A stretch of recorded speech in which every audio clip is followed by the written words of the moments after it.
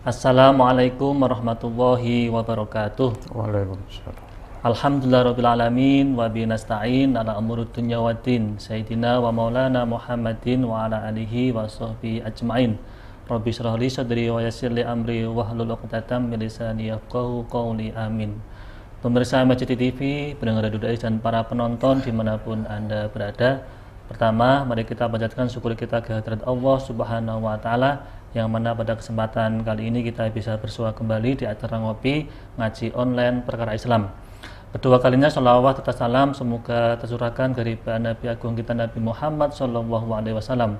Semoga mahabbah kita kepada baginda Rasul dapat memberikan kemudahan hidup di dunia dan kelak di yaumil qiyamah kita mendapatkan syafaatnya. Amin amin ya rabbal alamin.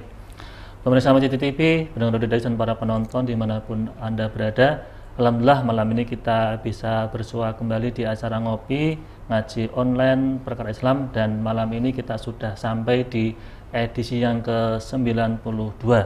Malam ini beda dari biasanya. Ini ada teman ngopi saya, Mas Dadang, dan juga narasumber kita malam ini beliau adalah Ustadz Khalid Masyari. Nah, malam ini tema juga menarik tentang filosofi haji dan kurban. Kita tahu bahwa kita ini sedang masuk atau sedang di bulan haji atau bulan Dzulhijjah, di mana di bulan ini umat Islam itu ada beberapa ibadah yang sifatnya itu wajib dan sunnah.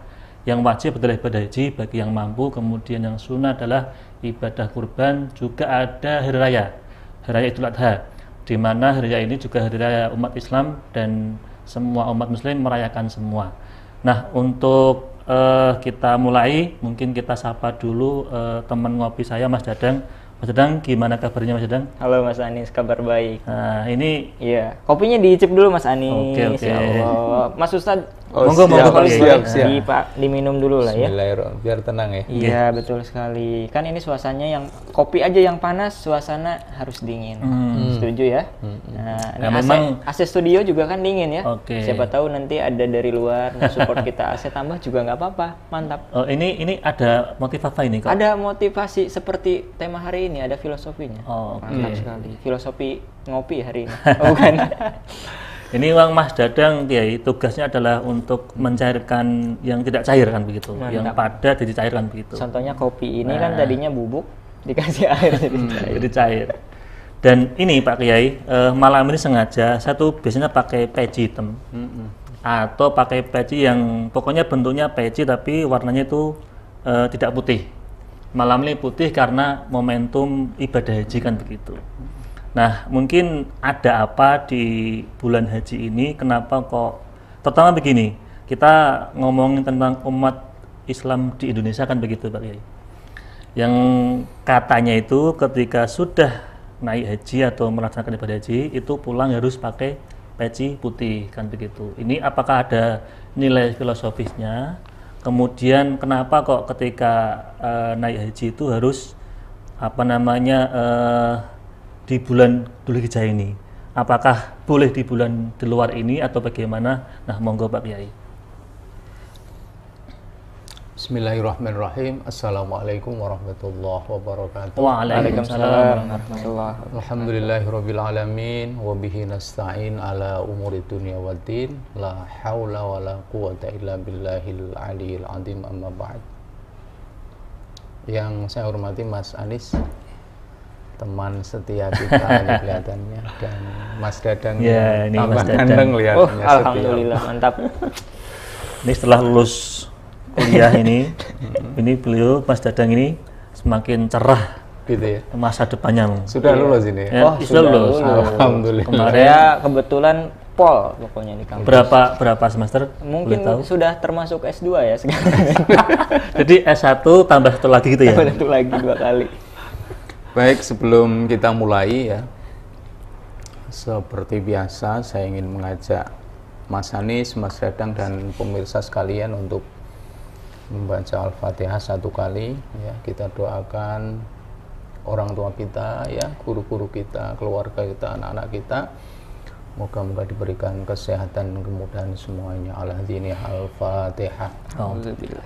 Bismillahirrahmanirrahim. Bismillahirrahmanirrahim. Alhamdulillahirabbil alamin arrahmanir rahim maliki yaumiddin iyyaka na'budu wa iyyaka nasta'in shiratal ladzina an'amta 'alaihim ghairil maghdubi 'alaihim waladdallin. Baik pemirsa MAJT TV yang dirahmati Allah, Mas Anis, Mas Dadang, ini Fatihah saya biasakan itu karena artinya kapan lagi kita berbuat baik sama kedua orang tua kita, sama guru-guru kita, yang menjadikan kita hari ini bisa seperti ini ya, saya kira. Berkat beliau-beliau ya. Iya.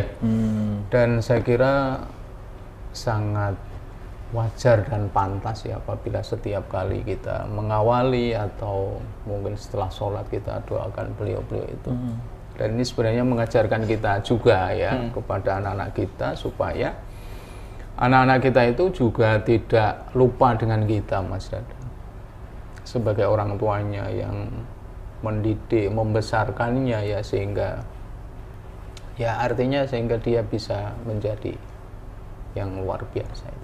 Jadi itu mohon bisa didawamkan ya. Baik, sebelum kita mulai diskusi kita pada malam hari ini tentang filosofi haji, saya pikir tadi menarik yang disampaikan oleh Mas Anis kaitannya dengan kupluk putih. Itu gimana Kiai? Itu kalau saya ingat apa yang disampaikan Mbah Maimun Zubair almarhum itu, itu katanya kalau jenengan belum haji itu jangan sampai pakai kupluk putih. Oh, berarti saya ini termasuk keluarga Mbah Maimun karena memakai kupluk putih tapi belum haji Kiai. Betul. Ya karena haji yang nilainya luar biasa dalam pengertian misalnya nominal ya, sekarang kira-kira 39 atau berapa, kemudian juga menunggu waktu yang sangat jauh. Sekarang tambah jauh lagi Kiai antriannya. Tambah jauh lagi yang 65 65 di tahun atas 65 malah nggak boleh itu. Iya, ada. Disaingi dengan kupluk yang paling harganya 7.000. Sekarang itu belum haji sudah pakai kupluk, sekarang banyak Kiai. Betul. Termasuk saya malam ini itu. Tapi tak berkupluk pun nggak apa-apa ya. Ya kan? Nah, ini kalau Mas Dadang ini gimana? Wah, ini aku termasuknya yang mana nih ya? Tapi yang pasti kalau mau belajar ngaji, mau berkupluk mau enggak, yang penting ngaji itu wajib ya. Betul. Mantap itu yang pasti.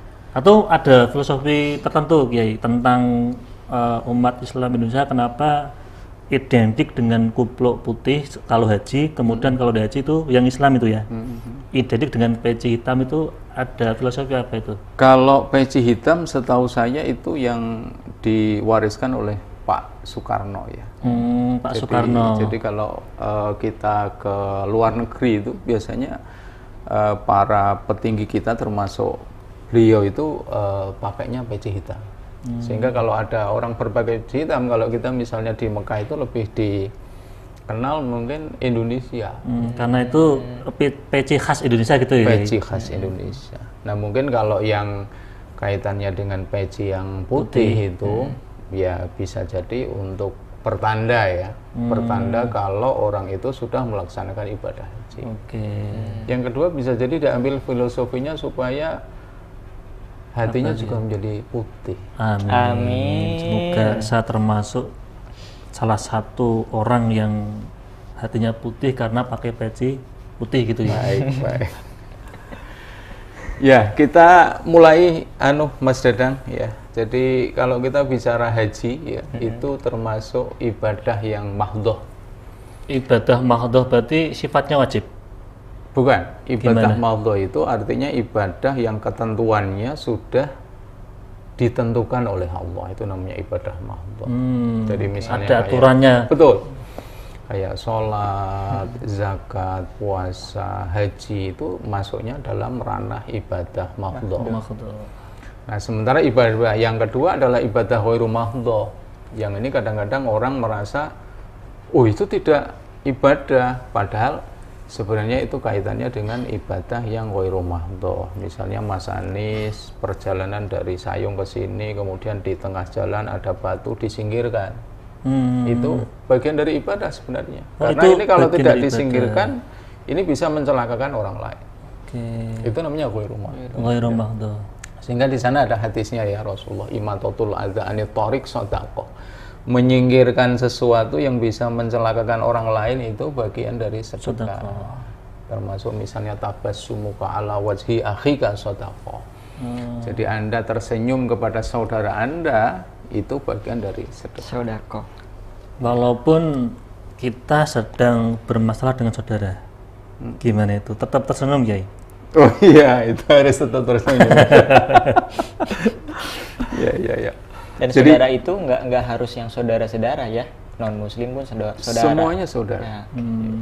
Jadi kita kembali lagi Ya, kita kembali lagi kepada kita bicara tadi filosofi haji, maka kita harus mengingat bahwa haji itu bagian dari ibadah mahdhah.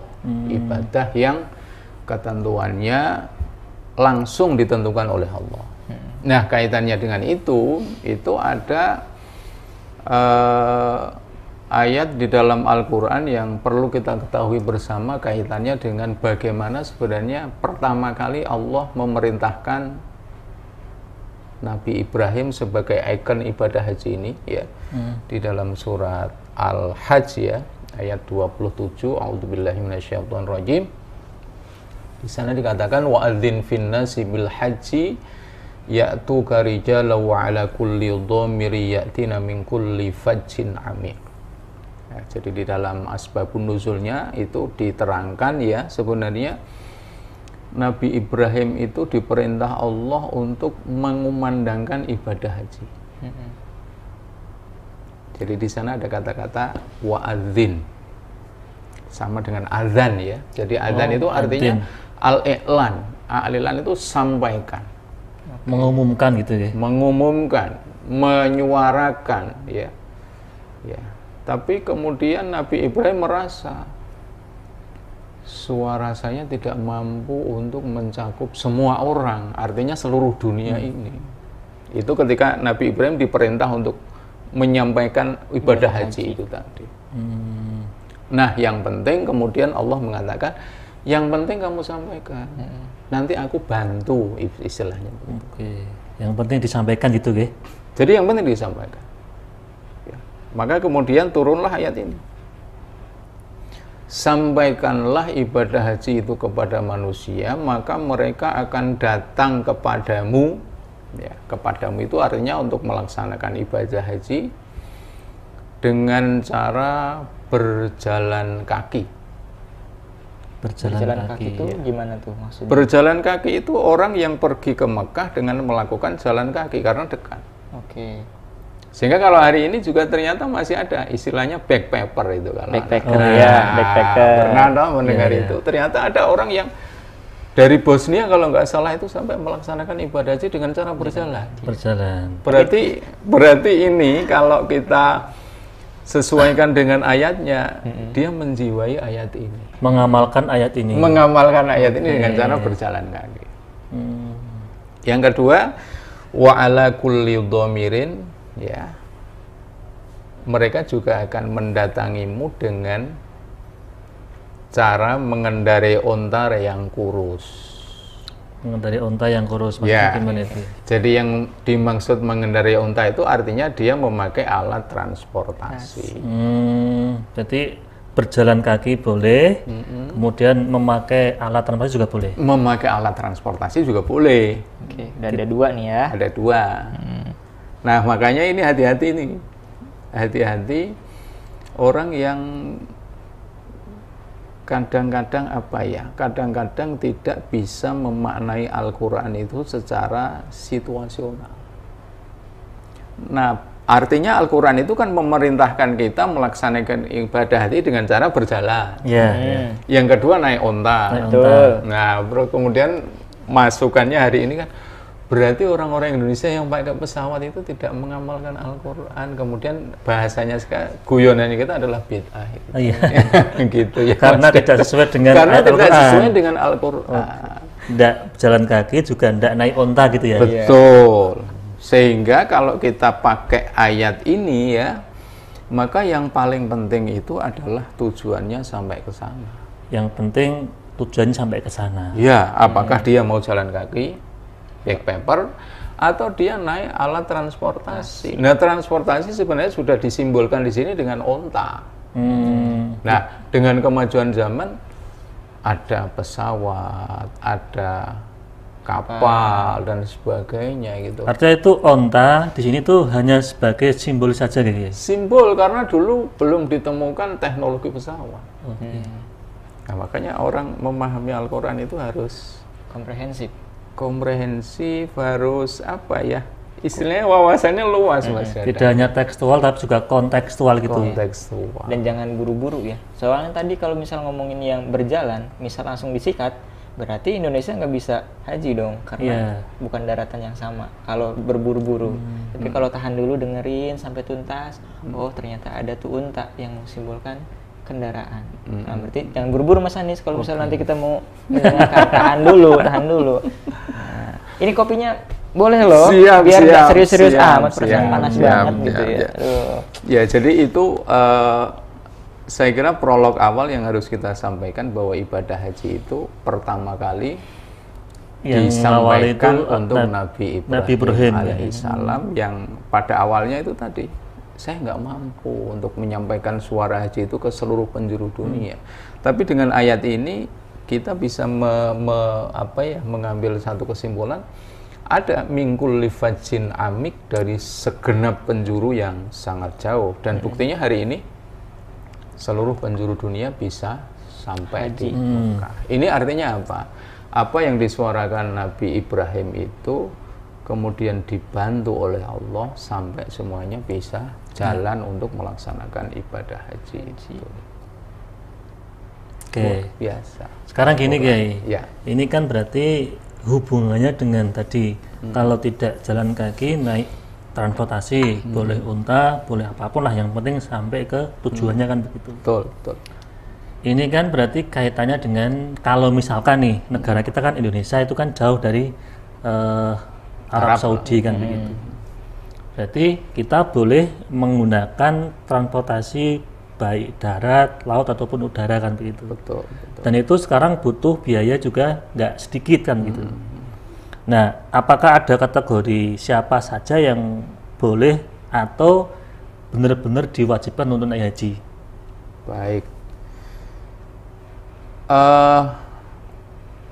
Haji di dalam Al-Quran itu termasuk ibadah yang istilahnya apa ya? Ayat-ayatnya dikemukakan agak banyak. Ya, jadi agak banyak. Termasuk tadi kalau saya sudah sampaikan kaitannya dengan perintah pertama kali melaksanakan ibadah haji, kemudian yang jenengan tanyakan itu sebenarnya siapa sih yang wajib untuk melaksanakan ibadah haji? Ya. Jadi jenengan nanti bisa buka ini, para pemirsa juga bisa buka di surat Al-Imran ayat. Karena itu termasuk ini, Kiai, mohon maaf, rukun Islam kan termasuk itu juga. Iya, rukun Islam yang kelima. Iya, penyempurna ya, penyempurna ya. Nah, kalau misalkan nih saya Islam tapi belum naik haji, apakah termasuk kategori Islam yang kafah atau sempurna atau bagaimana, kan juga ini masih jadi pertanyaan juga buat saya itu, Kiai. Ya. Makanya kita sampaikan ini, ayat ini. Saya kira ayat ini penting menjadi jawaban bagi semua orang. Kalau haji itu rukun Islam yang kelima, kalau saya tidak melaksanakan atau belum melaksanakan sempurna apa tidak, maka ini jawabannya.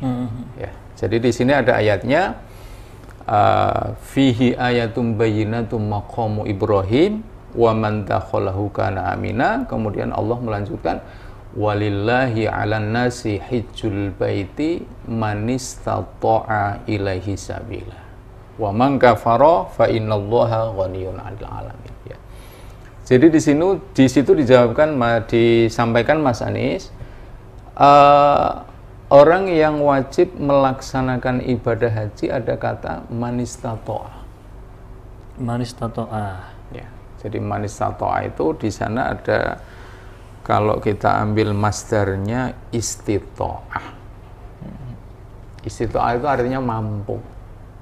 Mampu, dalam artian mampu kan ini masih global ya, artinya mampu berjalan, ya, atau mampu bagaimana kan itu. Mampunya macam-macam.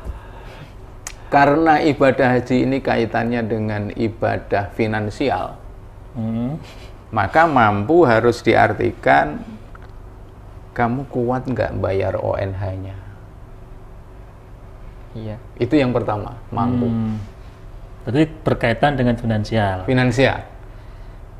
Makanya ada istilah ya, kalau kita itu istilahnya macam-macam tuh. Ada haji wahyu. Apa itu? Apa tuh? Sawahnya payu. Karena jual sawah. Karena jual sawah. Haji wahyu. Jadi kalau Mas Boleh, Dadang boleh, di boleh, rumah itu satu-satunya aset hanya sawah, saya bisa melaksanakan ibadah haji. Kok kemudian sawahnya dijual, maka hajinya Mas Dadang itu haji wahyu. Haji wahyu. Dapat wahyu. Payu. Kemudian dapat uang buat bayar ONH. Iya. Itu ketika orang, artinya itu berarti kan si Mas Dadang tadi yang dapat haji wahyu itu berusaha untuk naik haji tapi dengan menjual sawah. Iya, karena bisa jadi kalau orang-orang kampung, Mas, itu kadang-kadang tidak punya tabungan. Nah, tabungannya itu kadang-kadang tanah sawah itu. Tapi apakah itu kategori orang yang mampu ya? Kan tadi sampai jual tanah gitu maksudnya, sampai jual sawah itu. Ya, ini dalam pengertian kan dia sawahnya banyak. Oh gitu, tidak hanya satu gitu Tidak ya? hanya satu. Berarti kan tidak menggerus ke ekonomi pribadinya juga ya? Betul. Karena nanti gini kayak sudah jual sawah naik haji, kemudian pulang-pulang nanti nggak punya penghasilan lagi gitu loh. Iya, betul. Jadi ini pengalaman saya, misalnya almarhum Al-Maghfur bapak saya misalnya itu jual tanah, tapi beliau masih punya tanah-tanah yang berarti ini kan itu tidak hanya satu tanah saja yang dipunyai. Betul.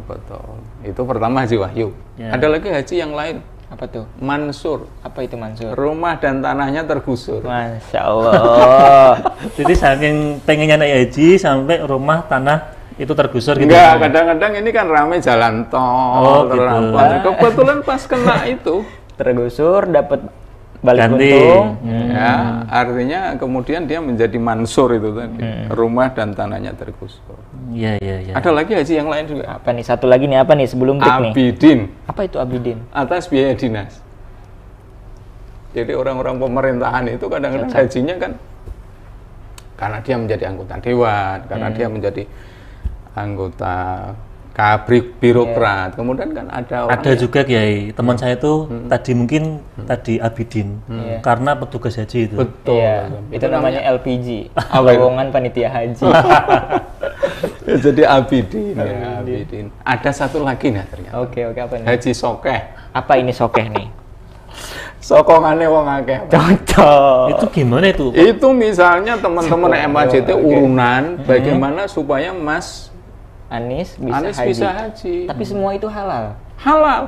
Oke, mau itu lewat sokeh, mau itu abidin atau jual tanah wahyu semacamnya, semuanya halal. Halal itu. Berarti gini Kiai, mohon maaf, kan misalkan nih ada tadi sokongane wong akeh kan itu. Saya ibadah naik haji kan itu. Tapi dari hasil tadi sokongan banyak orang teman-teman saya itu. Berarti kan itu yang mampu bukan saya secara pribadi. Karena tadi ada sokongan tadi, itu termasuk kategori saya mampu tidak itu? Jenengan kan akhirnya dimampukan oleh orang lain. Gitu. Karena orang-orang naik haji itu kadang-kadang tidak atas biaya sendiri, misalnya. Tiba-tiba jenengan dapat undian naik haji, apakah nggak boleh? Boleh. Itu berarti jenengan mampu. Sokeh juga mampu. Berarti mungkin bisa suka ada istilah haji itu panggilan Allah katanya. Kalau belum dipanggil meskipun udah banyak harta sulit buat ke sana. Betul. Jadi haji itu bukan karena banyak uang, tapi memang niat dan panggilan itu sudah ada ke sana.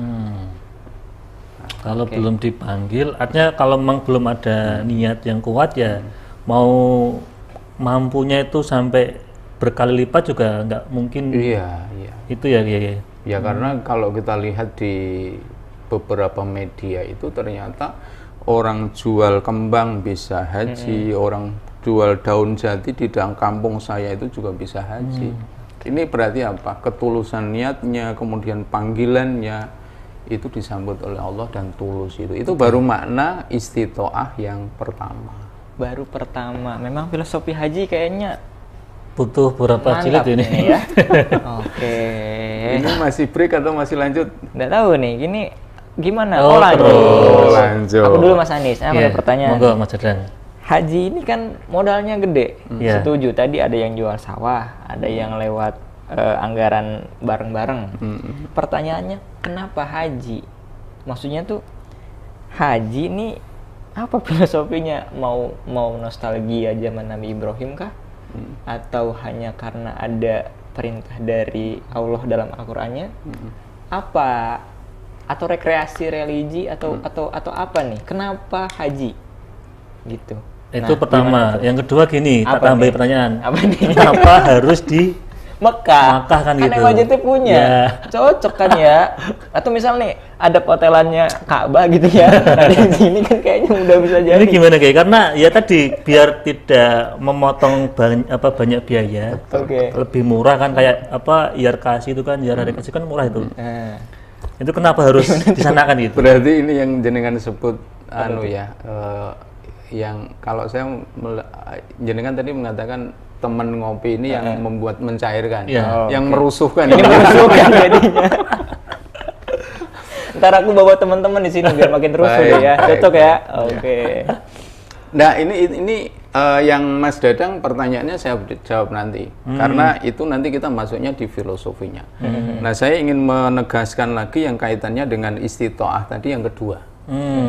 Mungkin nanti saya jawab yang jenengan setelah break atau ya. apa itu. Semoga tidak lupa ya nanti. Siap, tercatat pokoknya Ini ya. sudah ada itu gimana? Oke, karena ini sudah waktunya break, mungkin untuk melanjutkan manis tato A yang berikutnya, kita lanjut setelah jeda yang mau lewat dulu.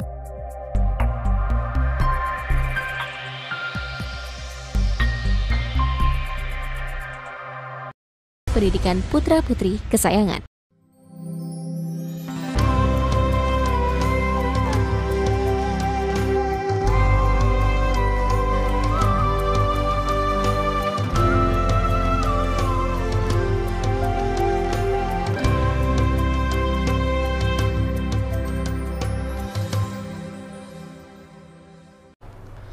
Pemirsa Majid TV, pendengar Radio Dais dan para penonton dimanapun Anda berada, kembali lagi bersama kami di acara ngopi ngaji online perkara Islam. Ini masih bersama Ustadz Khalid Masyari dan Mas Dadang.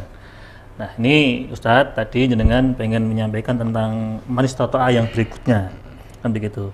Tapi ini Kiai, jadi disampaikan singkat pada saja karena ini Mas Dadang masih banyak pertanyaan yang harus disampaikan biar nanti dapat pencerahan dari jenengan. Baik. Terima kasih Mas Anis, Mas Dadang ya. Kita lanjutkan istitoah yang kedua itu apa? Selain dana, selain finansial, selain biaya tadi. Istitoah yang kedua adalah fisik kita mampu untuk melaksanakan ibadah itu. Jadi misalkan tabungannya sudah oke nih, aman.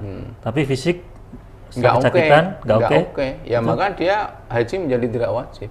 Oh, menjadi tidak wajib. Jadi tidak wajib karena ibadah haji itu bagian dari ibadah fisik juga. Itu mampu secara fisik. Secara fisik. Ya. Jadi finansial oke, fisik juga oke. Nah, terus kemudian yang ketiga yang dimaksud istitoah kemampuan di situ adalah kondisi politik dan keamanan negara. Bagaimana kita bisa sampai ke Makkah? Mengaruh juga ya kayaknya. Ya, jadi itu bagian dari istitoah. Misalnya kalau jenengan mau perjalanan dari Indonesia ke Makkah, kemudian di tengah-tengah perjalanan itu ada negara yang sedang berkecamuk dan itu menyebabkan terganggunya, berbahaya, hilangnya nyawa kita, maka haji itu juga tidak menjadi wajib. Walaupun tadi sudah banyak uang, mampu secara finansial, Sehat, kemudian mampu secara fisik, ya. tapi tadi proses kondisi keamanannya tidak stabil kan itu. Betul. Keamanan itu bisa berarti pandemi juga kan kemarin. Oh iya, itu bagian dari keamanan juga. Oke. Berarti itu tidak wajib untuk ibadah haji. Jadi istitoah itu setidaknya mengandung 3 makna tadi. Finansial, kondisi fisik seseorang, kemudian keamanan bagaimana kita sampai ke sana dan di sana juga harus aman itu. Tidak boleh ada yang makanya kemarin pandemi itu kan dalam rangka apa? Menjaga jiwa kita, menjaga nyawa kita. Bahwa ibadah itu bisa dikalahkan nyuwun sewu kalau itu kemudian ibadah itu menyebabkan diri kita hilangnya nyawa kita tadi. Itu bagian dari kemampuan yang harus ditepati gitu ya. Artinya kan tiga hal tadi, tabungannya atau finansialnya sudah oke, fisik oke, kemudian tadi tidak membahayakan secara lahiriah dan batinnya kita ketika naik haji itu ya. Iya. Artinya sebelum ke filosofinya, artinya kalau misalnya orangnya sudah meninggal, tidak perlu dipaksakan misal hajinya di joki gitu. Atau diwakilkan. Diwakilkan. Tidak perlu kalau memang tidak ada kalau memang biaya. Tidak ada. Tapi kalau ada biaya tidak masalah karena memang itu ada ketentuannya. Oke, berarti masih boleh di yang itu. Masih boleh, masih boleh. Jadi misalnya ada seseorang bapaknya sudah meninggal misalnya, kemudian dia badalkan hajinya lewat anaknya gitu ya. Lewat anaknya, tapi syaratnya kalau membatalkan harus sudah melaksanakan ibadah haji terlebih dahulu. Maksudnya yang jadi badal itu. Betul. Jadi misalnya mau diwakilkan anaknya, tapi kalau anaknya belum melakukan ibadah haji, dia nggak boleh. Oh, gitu. Jadi misalnya Mas Anies mau badalkan siapa gitu yang sudah meninggal. Kalau Mas Anies belum ibadah haji, itu Mas Anies itu baru haji untuk dirinya. Walaupun istilahnya itu badal, tapi tidak bisa untuk menggantikan yang dibadal tadi. Iya, karena Mas Anies belum melakukan ibadah haji. Jadi nanti sama dengan umroh. Ya, jadi kalau umroh, Mas Dadang kalau sana, itu pertama umroh untuk dirinya sendiri harus selesai. Betul. Setelah itu baru ngumrohkan orang yang intinya gini Mas Dadang. Ini kepalaku udah mikir hitung-hitungan nih ya. Sekali berangkat, langsung ngejoki 3 orang yang lumayan ya. Untuk umroh.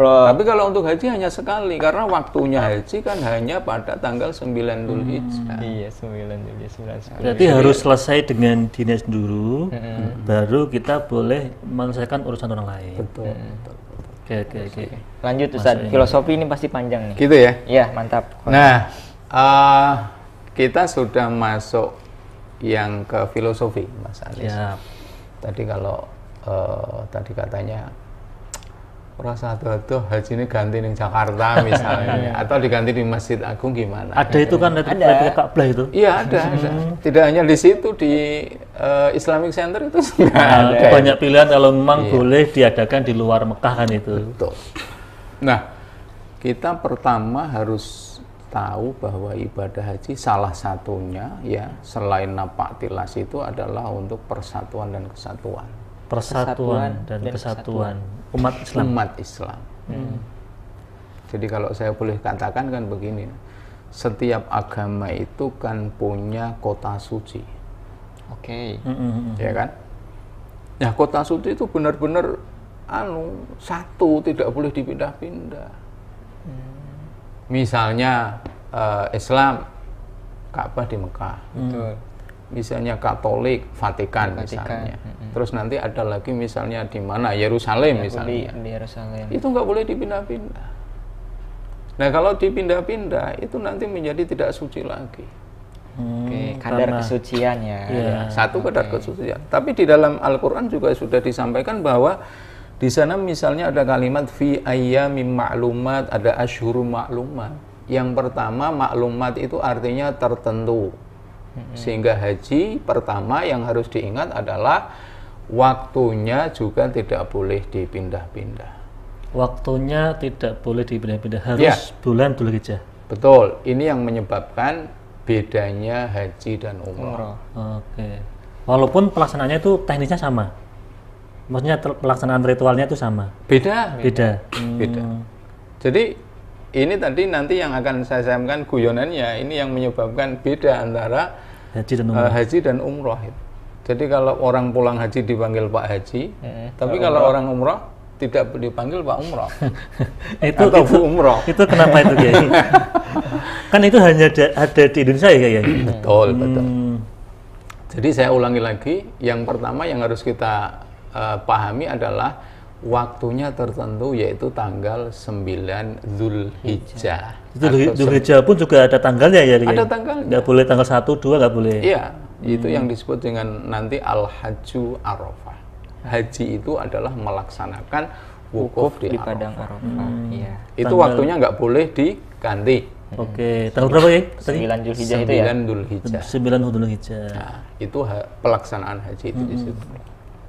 Yang kedua, selain waktunya tadi saya sampaikan nanti kadar kesuciannya hilang, tempatnya juga tidak boleh pindah. Jadi harus di Mekkatul Mukarramah. Harus di Mekkatul Mukarramah. Di Madinah saja nggak boleh. Walaupun itu di Madinah ada makam Rasul ya. Iya. Tapi itu tadi saya sampaikan, agama punya tempat dan kota suci yang tidak boleh dipindah-pindah. Vatikan mesti nggak rela itu kalau dipindah itu untuk apa toh? Dipindah di mana nggak boleh ya? Nggak boleh, sehingga apalagi kok hanya di Masjid Agung. Ada tadi betul ya, biar apa ya? Nilai persatuan dan kesatuan umat Islam itu benar-benar ada kan, itu kelihatan. Ya, Ka'bah itu fungsinya kan untuk mempersatukan. Maka kalau di Ka'bah, kalau jenengan sholat itu di Ka'bah itu dia boleh menghadap kemanapun. Karena apa? Karena ini persatuannya di situ. Tetapi kalau di luar Ka'bah maka dia harus menghadap ke Ka'bah. Karena ini persatuannya tadi. Bukan ke barat ya, bukan ya? Iya, ke kiblat. Ke kiblat ya. Ya. Karena ada orang yang di sebelah utara Ka'bah dia menghadapnya berarti ke selatan. Oke. Gitu. Nah, ini tadi yang jenengan sampaikan. Kok ke sana? Ya. Yang pertama kesucian. Yang kedua tadi apa Mas? Persatuan dan kesatuannya ada letaknya di situ dan tidak boleh dipindah-pindah. Sehingga di dalam Al-Quran dikatakan maklumat itu artinya tertentu. Oke. Itu Mas Anies. Paham bro? Jadi gitu itu walaupun tadi Kiai, walaupun ketika kita pengen ke sana juga butuh biaya yang tidak murah juga. Betul. Makanya tadi disampaikan di awal Mas Anies bahwa manis tatoanya itu ditegaskan di situ. Jadi kalau jenengan tidak kuat, ya hajinya kalau Jumatan saja. Itu sudah bagian dari haji. Kalau emang nggak kuat. Bahkan Rasulullah saat tanya kepada Siti Aisyah ketika mau tidur, apakah kamu sudah melaksanakan ibadah haji dan umroh gitu, maka Siti Aisyah kemudian tertawa, bagaimana wong mau tidur kok melaksanakan ibadah haji dan umroh. Ternyata membaca subhanallah wa bihamdi subhanallahil azim itu pahalanya seperti haji dan umrah. Seperti ya? Seperti itu bukan sama. Ya, bukan mirip sama ya. Mirip lah. Ya, itu tadi. Makanya orang persepsi. Orang ingin melaksanakan haji dalam pengertian untuk mendapatkan pahalanya, di dalam Islam tidak ada paksaan sama sekali. Kalau kamu mampu laksanakan dengan 3 istitoah tadi. Oke. Gini Kiai, aku ada beberapa istilah itu masalah yang mungkin menggapai otak saya itu begini. Yang pertama, ada orang yang mampu untuk naik haji atau ibadah haji. Nah, apakah itu boleh melaksanakan haji itu setiap tahun? Karena mampu kan itu. Kemudian yang kedua, tidak mampu kebalikannya. Bahkan tidak mampu tapi pengen banget untuk bisa ibadah haji. Nah, itu apakah ada cara untuk bagaimana orang itu bisa walaupun tidak mampu tapi bisa tetap ada mungkin nilai haji itu kena lah gitu lah, dapat lah gitu. Gimana Kiai? Yang pertama orang yang mampu ya, kemudian apakah ada batasan untuk melaksanakan ibadah haji? Kalau di dalam ayat Al-Qur'annya itu tidak ada. Tidak ada batasan. Jadi kalau boleh setiap tahun itu. Boleh setiap tahun boleh melaksanakan ibadah. Tapi kan kasihan yang tidak mampu ya. Nah, ini menjadi pertimbangan yang lain. Jadi kalau jenengan tadi kan pertanyaannya apakah ada batasan. Tapi kalau kita mengikuti apa yang dilakukan oleh Rasulullah ya, meskipun Rasulullah itu mampu untuk melaksanakan haji tiap tahun ya, kalau tidak salah ini nanti bisa dicari ya Mas Dadang yang kelihatannya Rasulullah melaksanakan ibadah haji kalau nggak salah hanya 2 kali. Jadi ini memberikan apa ya, memberikan ajaran kepada kita sebenarnya nggak perlulah sering-sering untuk melaksanakan ibadah haji. Ya, karena apa? Karena sebenarnya uang yang jenengan punya untuk melaksanakan ibadah haji itu akan lebih bermanfaat untuk orang-orang yang lain. Misalnya dalam hal membantu pendidikan anak-anak yang kurang mampu, kesehatannya, untuk yatim piatu dan sebagainya, itu ya. Itu lebih bermanfaat seperti itu. Saya kira lebih bermanfaat ya. Karena ada kisah kalau nggak salah dulu pernah saya mendengar itu Abdullah bin Mubarak ya. Ya. Jadi kisahnya dia mau melaksanakan ibadah haji, kemudian di tengah-tengah perjalanan itu ketemu dengan rondo. Rondo itu janda. Rondo tahu ya? Paham. Rondo. Tak kasih tahu Mas Dadang. Nah, rondo itu janda. Kalau ronde beda lagi ya. Ini ronde. Nah, tim kreatif nanti bawa ronde minggu depan ya. Oke. Rondo itu masak Mas Anis. Masak itu. Rondo masak ronde atau gimana dia? Masak bangkai. Masak bangkai. Ya. Karena apa? Karena dia sudah nggak punya penghasilan sama sekali, sementara anaknya nangis terus dan yang ditemukan hanya bangkai itu. Terus saya datanglah Abdullah bin Mubarak itu menemui rondo itu. Ya intinya tanya bla bla bla bla, gimana kok sampai kayak begini? Saya sudah nggak punya apa-apa untuk masak anak saya, makanya saya makan bangkai. Karena kalau tidak ini kelihatannya nyawa anak saya dan saya akan hilang. Ya setelah itu kemudian apa yang dipunyai oleh Abdullah bin Mubarak itu dikasihkan sama Mbok Rondo tadi, tanpa gimmick-gimmick tapi ya, dikasihkan itu, kemudian sampai istilahnya Abdullah bin Mubarak nggak jadi naik haji Mas Anis. Oh yang aslinya itu apa ya, istilah itu bondo atau hartanya itu buat naik haji, tapi karena melihat si janda yang tadi kurang makan tadi, dikasihkan ke janda tadi ya. Sampai mudahnya ini ceritanya dia nggak bisa untuk melaksanakan ibadah haji. Padahal dia sudah pergi dari kampungnya. Berarti di perjalanan gitu ya? Di perjalanan itu. Sehingga kan istilahnya dia kan malu kalau untuk kembali lagi ke kampung. Loh katanya ibadah haji kok sudah pulang lagi, gimana itu? Iya kan? Iya betul. Nah terus akhirnya dia bertahan di situ, maksudnya di kampung itu, bukan di kampungnya Mbak Rondo itu tadi. Akhirnya pada saat pulang ibadah haji semuanya itu sudah pada pulang semua, dia ikut pulang. Oh berarti mengikuti aturannya, misalkan nih waktunya pulang haji, dia baru pulang. Dia baru pulang. Walaupun tadi hajinya tidak di Mekah. Nggak jadi haji dia. Nggak jadi, tapi di kampungnya janda itu.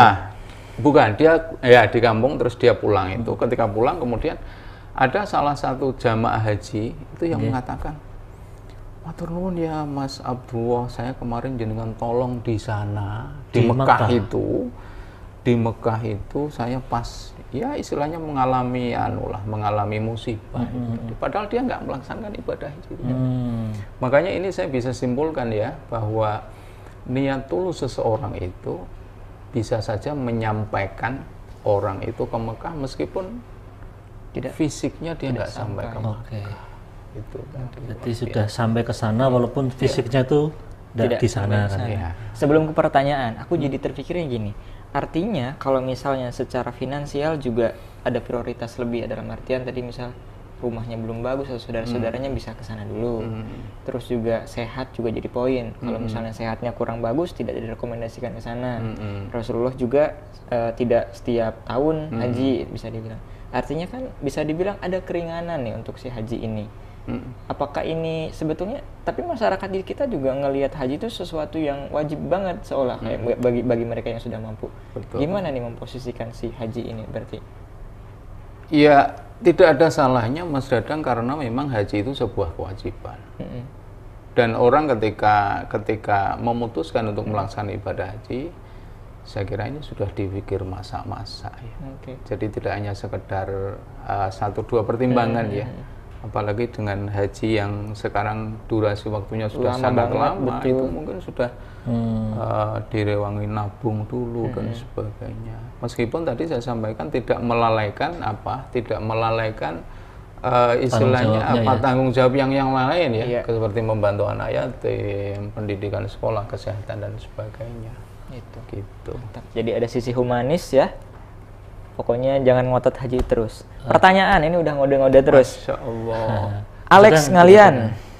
Ini dari Mas Alex ngalian, pedagang kambing atau bukan? Mari kita tanya nanti ya. Pernah dengar soal haji metaverse? Oke, digital nih ya. Oke. Atau istilahnya haji online. Jadi cuma menatap layar gambar Mekah dan Madinah, tapi waktunya real time. Nah, gimana tuh Ustadz? Sah atau enggak? Hajinya? Fisiknya nggak ke sana, tapi metaverse-nya nyampe ke sana. Kalau tadi metaverse-nya itu adalah Abdullah bin Mubarak, saya kira oke. Oke, lanjut. Ya kan? Tapi itu. kalau metaverse-nya hari ini anak-anak yang milenial kayak gitu, tidak bisa. Karena tadi kita sudah mengatakan bahwa maklumat tadi, tempatnya tertentu, waktunya tertentu, gitu. Jadi tidak bisa, Mas. Tidak sah ya berarti? Tidak sah. Dan Anda di metaverse itu wukufnya tidak di Padang Arafah, tapi di kosan. Jadi ya wes lah ya. Yang sah itu kalau sekarang itu belajar daring maksudnya. Nah itu wajib. Mau belajar online, offline, belajar itu wajib.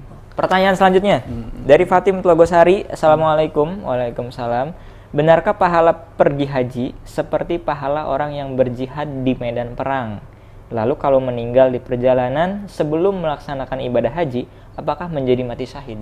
Berarti yang antri juga termasuk perjalanan atau gimana? Atau gimana? Nah ini perjalanan menuju sana mati syahid atau bagaimana? Katanya perang tadi pahalanya kayak. Iya, kalau masalah pahala saya belum begitu paham betul ya. Tetapi yang penting hari ini kalau jenengan sudah punya niat, misalnya cantolkan niat itu dalam bentuk seat haji. Apa tuh? Seat haji, kursi haji. Kursi haji. Jadi sekarang ini kalau jenengan daftar haji itu kan harus membayar kalau nggak salah 25,5 baru dapat seat. Nah kemudian Anda harus ditentukan berapa lama nanti bisa melaksanakan ibadah hajinya. Apa 20 tahun, apa 30 tahun. Nah selama itu ya, karena umur kita tidak tahu kapan kita meninggal, yang penting kita sudah cantolkan di situ nama kita. Sama seperti Abdullah bin Mubarak tadi. Ya, dia nggak bisa berangkat karena apa? Dia sudah nyantolkan dengan membantu janda misalnya itu tadi. Nah, kalau Mas Anies, Mas Dadang, para pemirsa sudah nabung di situ, itu sudah bagian dari wujud ingin melakukan perjalanan ibadah haji. Saya kira begitu. Jadi tidak hanya sekedar yang melakukan perjalanan haji kemudian di tengah-tengah meninggal dunia atau di sana sebelum wukuf meninggal dunia. Saya kira orang-orang yang baru hari ini ngantri ya, baik sudah ya tentunya sudah daftar ya, sudah daftar itu sudah bagian dari apa istilahnya apa ya tadi perjalanan menuju. Artinya sudah ada niat itu untuk haji tadi. Termasuk gini orang-orang yang kan sekarang kan kadang tuh banyak tuh di berita itu apa namanya yang wafat di Mekah atau di Madinah itu termasuk juga bagian dari itu ya? Iya, bagian dari menunggu perjalanan itu. Karena kalau dia belum sampai wukuf di Arafah tanggal 9 Dzulhijjah, dia berarti belum melaksanakan ibadah haji. Kalau secara hukum sah tidaknya itu bagaimana? Maksudnya? Itu kan misalkan nih naik haji, belum waktunya, tapi sudah tadi dapat seat untuk, tapi meninggal, itu secara hukum sah atau tidak? Ya kalau kita bicara sahnya haji itu sekali lagi saya katakan kan di sana ada kalimat al-hajju arafah. Jadi yang dimaksud orang melaksanakan ibadah haji adalah kalau dia sudah melaksanakan wukuf di Arafah. Kalau belum? Kalau belum berarti dia belum melaksanakan ibadah haji. Walaupun sudah sampai di Mekah. Iya. Sehingga tadi kalau ditanyakan apakah dia sudah mendapatkan pahala jihad dan sebagainya, saya kira iya karena dia sudah menunggu. Sudah berusaha ya? Sudah berusaha, termasuk Mas Dadang dan Mas Anies sudah nabung mendapatkan seat. Nanti saya berangkatnya kapan ya? Betul. Itu sudah. Artinya kalau sudah ada niat, maka niatlah nabung dari sekarang, nggak usah sungkan. Mas Dadang sudah nabung haji? Nabung nikah dulu. Nabung nikah. Pertanyaan selanjutnya dari Pak Mudovi, Mas Mudovi dari Peleburan. Pak Yai, apakah orang yang sedang melaksanakan haji harus melaksanakan kurban? Atau ibadah kurban ini setara pahalanya dengan orang yang beribadah haji? Baik, ini tadi yang disampaikan oleh Mas Anis yang pertama, Ya, sudah gimana? disinggung. Apa tuh? Singkat Ada aja yang berarti ini. wajib yaitu haji, kemudian yang sunnah muakkad itu adalah kurban. Kurban. Jadi para pemirsa harus tahu kalau jenengan ibadah haji, kalau orang nggak kurban gimana? Ya enggak apa-apa. Tapi kalau haji harus kurban, wajib kurban. Tidak harus kurban. Tidak harus ya. Jadi dibedakan. Haji wajib dengan ketentuan dan sebagainya tadi. Tapi kalau kurban sunnah muakkad. Jadi kalau jenengan haji kurban ya berarti jenengan melakukan sunnah muakkad. Kalau jenengan hanya haji saja tidak kurban ya tidak melakukan sunnah muakkad itu. Nah, masalah pahalanya kalau hitungannya hitung-hitungan pahala itu hitung-hitungan majikan dan buruh ini kelihatannya. Gimana itu? Levelnya masih di situ ya. Harusnya levelnya udah. Levelnya itu ya kalau kan ada hamba Allah itu kan ada yang diibaratkan sama dengan buruh. Jadi buruh itu kalau ada majikannya dia baru bekerja giat. Biasanya begitu karena diawasi oleh majikannya. Terus kemudian kalau yang Pedagang. hitung-hitungan itu adalah seorang pedagang Pedagang, tadi. Ya, itu Jadi hitung-hitungan pahala, kalau aku sholat keuntungan. pahalanya berapa, kalau saya sedekah nanti dapat lipatan 700 kali lipat atau enggak, itu pedagang itu tadi. Ya, dan yang ketiga itu yang arif itu ya wes. Jenengan ngaji mau ada penontonnya, mau ada tidak ada penontonnya, ya kita ngaji mengingatkan diri kita masing-masing. Termasuk mempersiapkan ngaji itu ya, Pak Kiai. Betul, tanpa embel-embel apapun, Mas. Itu. Saya maksudnya. datang ke sini kalau hanya sekedar untuk ngopi, ada ini, Di rumah bisa. wah di rumah bisa dan nggak usah jauh-jauh ke sini nggak Kiai. usah jauh-jauh. Makanya ini yang perlu kita niatkan bersama-sama Siap. seperti yang jenengan sampaikan ya di awal WA itu tadi bahwa ya ngaji ya insya Allah saya hadir, insya Allah kita siap untuk karena sebenarnya ngaji itu mengingatkan kita sendiri malah. Kan ngaji itu kan dari lahir sampai meninggal dunia kan harus wajib itu kan. Betul. Ya ini mungkin biar tidak kelewatan tema kita kan antara filosofi haji dan kurban. Betul. Sekarang kalau filosofi kurban itu apa Kiai? Singkat saja nggak apa-apa. Baik, sebenarnya kalau yang haji belum saya sampaikan ini filosofinya. Oh, belum disampaikan. Kurbannya minggu depan. Nah, kalau ini yang singkat-singkat yang filosofi haji gimana kita? Boleh. Monggo. Baik, Nggak yang apa-apa, nggak pertama ada istilah mikot namanya. Mikot itu apa ya? Mikot itu pertama kapan kita melaksanakan ibadah haji, kemudian yang kedua di mana kita mulai melaksanakan ibadah haji namanya mikot. Jadi kapan awal jenengan harus niat melaksanakan ibadah haji itu ada tempatnya dan ada waktunya.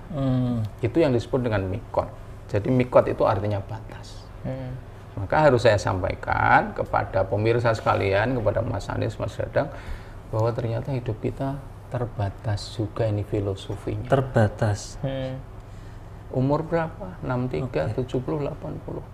Maka sebelum sampai mikot kita habis, kontrak kita habis, kita harus mengusahakan ya. Menabung amal yang sebanyak-banyak. Termasuk untuk ibadah haji gitu ya. Ya, artinya ini filosofinya waktu kita terbatas. Kita di sini aja nanti terbatas, saya harus pulang lagi.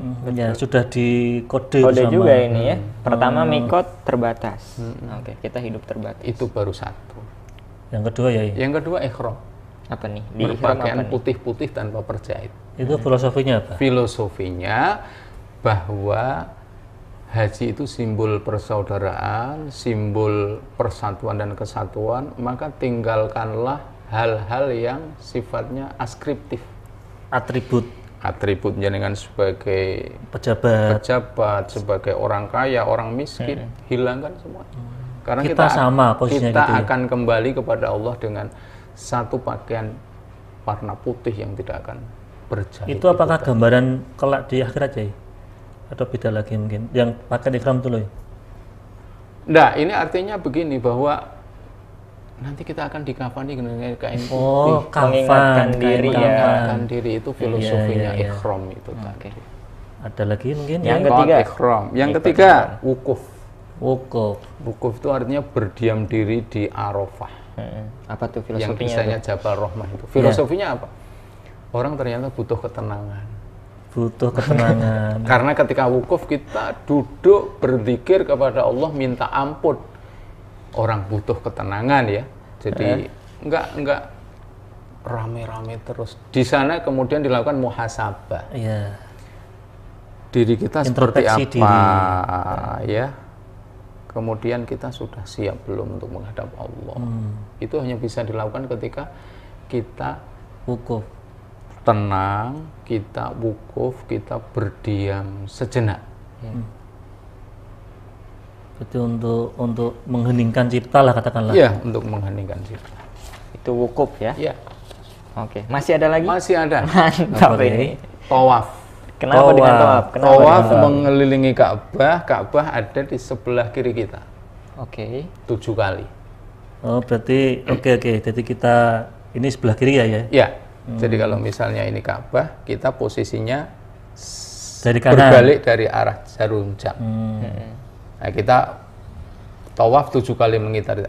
Filosofinya, Apa Kiai? pada saat tawaf kita kan bergerak terus. Hmm. Nah, pada saat kita ingin mengusahakan kehidupan kita, cita-cita kita tidak boleh berhenti. Oke. Kita harus terus bergerak sampai cita-cita itu tercapai, jangan sampai putus asa. Siap. Tawaf, Tawaf ya. Oke. Pokoknya Terus. Terus. terus, Oke. ya. Itu keempat. Ya. Ada lagi? Sa'i. Sa'i. Sa'i. Kenapa dengan sa'i? Sa'i itu artinya perjalanan dari Safa ke Marwah juga ya. sebanyak 7 kali. Itu Ini kita mengingatkan apa yang dilakukan oleh Siti Hajar. Ketika saat itu Ismail sudah tidak bisa minum susunya Siti Hajar karena sudah kering. Dan seorang ibu itu berusaha keras bagaimana anak saya bisa hidup. Dengan lari-lari dari Dengan lari-lari untuk mengusahakan kehidupan. Jadi intinya apa? Jadi tanggung jawab orang tua kepada anaknya sebagai investasi yang sangat besar itu harus selalu diusahakan, upayakan, selalu diikhtiarkan ya. selalu diikhtiar. Termasuk nggak hanya orang tua ya. Iya, Pejabat siapapun punya tanggung jawab atas amanahnya gitu ya. betul. Dalam kehidupan. Ada lagi, ini udah 5 nih. Terakhir ya. Oh, siap. Ini saya kira yang terakhir. Siap. Yang terakhir adalah kita lempar jumroh. Oke, melempar jumroh nih ya. Itu kan Lempar hal yang jumroh atau- mungkin sampai sepele kayak, Iya. cuman lempar batu gitu ya. Ya. Itu gimana filosofinya apa? Nah, filosofinya sebenarnya pada saat itu kan disimpulkan ketika Nabi Ibrahim ingin menyembelih anaknya dan di situ Ismail banyak godaan. Dan akhirnya Nabi Ibrahim melempari setan itu dengan batu. Maka simbolisasi kita melawan setan itu adalah dengan melempar jumroh. Jadi kita harus sadar, paham bahwa setan itu selalu menggoda kita setiap detik, setiap saat, setiap waktu. Maka kita harus bisa melemparinya supaya kita bisa menang dengan setan. Aja melawan godaan itu ya ya. Betul. Oke, sampun ya. Ya saya kira itu cukup lah. Oke, terima kasih. Mungkin Mas Dadang ada Ini tambahan? mikotnya sudah jelas, jadi langsung aja Mas Anis. Oke, sebelum kita tutup pemirsa, mungkin ada apa intisari dari tema malam ini, Kiai, monggo. Baik, terima kasih para pemirsa sekalian, Mas Anis, Mas Dadang. Saya kira sebelum kita melaksanakan ibadah haji ya, hendaknya filosofi haji itu kita bisa dalami, kita bisa resapi, sehingga kita ketika melaksanakan ibadah haji betul-betul menghayati, karena kita sudah mengerti sebenarnya selain ritual, apa sih sebenarnya makna yang ingin kita harapkan dari ritual-ritual yang kita lakukan itu. Itu hanya sebatas rekreasi aja ya? Iya, saya kira itu yang bisa saya sampaikan, Mas Anis. Terima kasih Pak Kiai. Pemirsa Majati TV, pendengar dari dan para penonton dimanapun Anda berada, demikian ngopi pada edisi yang ke-92 kali ini. Saya selaku host dan ini Mas Dadang, teman ngopi saya, dan Pak Kiai, terima kasih atas waktunya dan ilmunya. Memohon undur diri dari saya. Kurang lebihnya mohon maaf. Akhirul kalam. Assalamualaikum warahmatullahi wabarakatuh. Waalaikumsalam warahmatullahi wabarakatuh.